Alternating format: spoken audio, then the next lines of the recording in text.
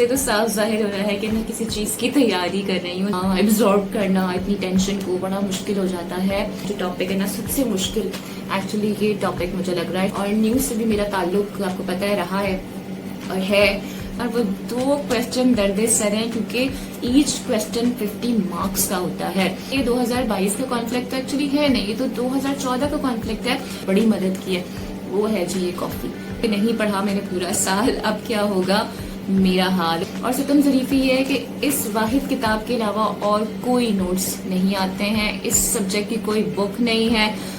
अस्सलाम वालेकुम, this is Zaara Shafi. उम्मीद करती हूँ आप तमाम लोग खैर खैरियत से होंगे and welcome back to my YouTube channel. और आप ये देख रहे होंगे कि सब कुछ इतना फैला हुआ क्यों है और इतनी सारी बुक्स नज़र आ रही हैं, रजिस्टर्स भी नज़र आ रहे हैं और ये देखिए जी 5 ईयर भी मौजूद है। तो इससे तो साफ जाहिर हो रहा है कि मैं किसी चीज़ की तैयारी कर रही हूँ। जी हाँ, अब से कुछ महीनों बाद मेरे होने वाले हैं एग्जाम्स, तो मैंने सोचा कि क्यों ना आज मैं एक स्टडी व्लॉग बनाऊं और कुछ टिप्स भी आप लोगों को बताऊं कि स्टडीज़ के दौरान गैप लेना कितना ज़रूरी होता है और साथ में ऐसी वो कौन सी चीज़ें हैं जिन्हें आप कंज्यूम कर सकते हैं जिससे आपकी मेमोरी बूस्ट होती है।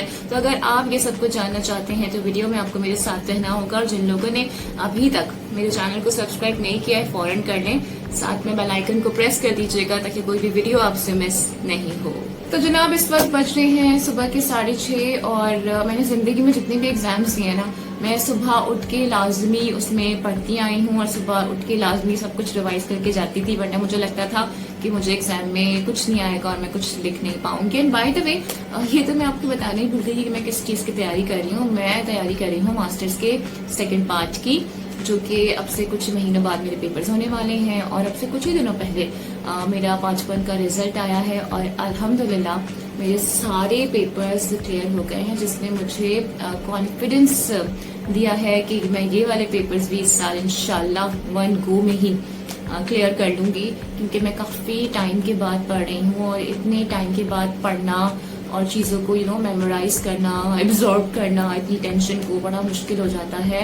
और अगर आप जॉब कर रहे होते हैं तो उसके साथ तो बिल्कुल पॉसिबल नहीं रहता कि आप अपनी स्टडीज़ को कंटिन्यू कर पाएँ, बिकॉज 8-9 घंटे आप काम कर रहे होते हैं और उसके बाद जब आप घर आते हैं तो आपकी एनर्जी बिल्कुल ही ड्रेन्ड हो जाती है। बाय द वे मैं आपको बता दूं कि मेरे पास सब्जेक्ट्स कौन कौन से हैं। I have strategic studies, international politics, the politics of international economic relations, the middle east. और ये जनाब जो टॉपिक है ना, सबसे मुश्किल एक्चुअली ये टॉपिक मुझे लग रहा है। इट्स नॉट लेके ये करंट अफेयर्स है, करंट अफेयर मैं करती भी आई हूँ और न्यूज़ से भी मेरा ताल्लुक आपको पता है रहा है तो उससे मुझे काफ़ी ज़्यादा चीज़ें फेमिलियर तो लगती हैं, लेकिन मसला ये है कि इस सब्जेक्ट में आते हैं सिर्फ 4 सवाल। जी हाँ, अमूमन पेपर्स में क्या होता है कि आपको 10 सवाल आते हैं और उसमें से आपने 5 करने होते हैं, लेकिन इस स्पेसिफिक सब्जेक्ट में आते ही सिर्फ 4 सवाल हैं, जिसमें से आपको सिर्फ 2 क्वेश्चन करने हैं और वो 2 क्वेश्चन दर्द सर हैं, क्योंकि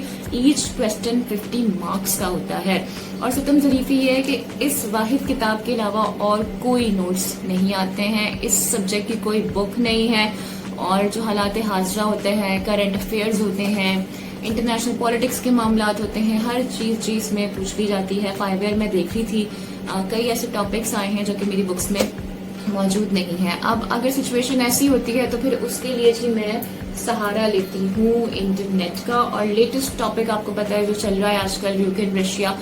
मेरे पार्ट 1 के पेपर्स में भी 2 सब्जेक्ट्स में ये क्वेश्चन आया है। एक में तो सिंपली इनका कॉन्टेक्ट पूछा गया था और दूसरे में ये पूछा गया कि इसका इम्पैक्ट पाकिस्तान पे क्या पड़ता है। तो अभी भी ये ऑन गोइंग टॉपिक है, तो मैं इस पर कुछ रिसर्च वगैरह भी कर रही थी और रिसर्च करते करते मुझे ये पता चला कि ये 2022 का कॉन्फ्लिक्ट एक्चुअली है नहीं, ये तो 2014 का कॉन्फ्लिक्ट है, जब यूक्रेन में एक रेवोल्यूशन आया था और उस वक्त के जो वहाँ के प्रेसिडेंट थे उनको निकाला गया था। तब से ही दोनों ममालिक के दरमियान टेंशन बरकरार है। फिर यूक्रेन की नेटो में इन्वॉल्वमेंट के बाद और यूक्रेन जो कि चाह रहा था कि नेटो का हिस्सा बन जाए, रशिया उसके बिल्कुल खिलाफ था, तो ये जो तनाव था मजीद भी शिद्दत इख्तियार कर गया है। तो मुझे लगता है कि ये टॉपिक इस साल भी काफ़ी ज़्यादा इम्पॉर्टेंट रहेगा।